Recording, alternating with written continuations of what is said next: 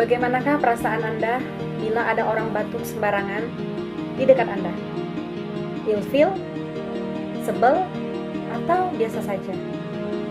Perlu kita ketahui bahwa saat kita batuk atau bersin, kita bisa memercikkan ribuan bahkan jutaan penyakit. Oleh karena itu, penting bagi kita untuk menerapkan etika batuk dan bersin agar tidak menularkan penyakit. Adapun etika batuk dan bersin, yang pertama, menutup hidung dan mulut menggunakan tisu. Yang kedua, jika lupa membawa tisu, tutuplah hidung dan mulut menggunakan lengan atas bagian dalam. Yang ketiga, bila batuk kian berlanjut, gunakanlah masker.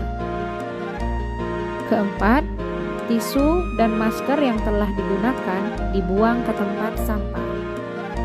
Kelima, setelah melakukan etika batuk dan bersin, jangan lupa mencuci tangan baik menggunakan sabun dan air mengalir maupun menggunakan hand sanitizer. ingat, jangan membuang ludah sembarangan dan batuk sembarangan. Maka, dengan menerapkan etika batuk yang efektif, kamu bisa mengendalikan infeksi yang berada di sekitar kita. Demikian video dari saya mengenai etika batuk efektif. Semoga bermanfaat. Terima kasih.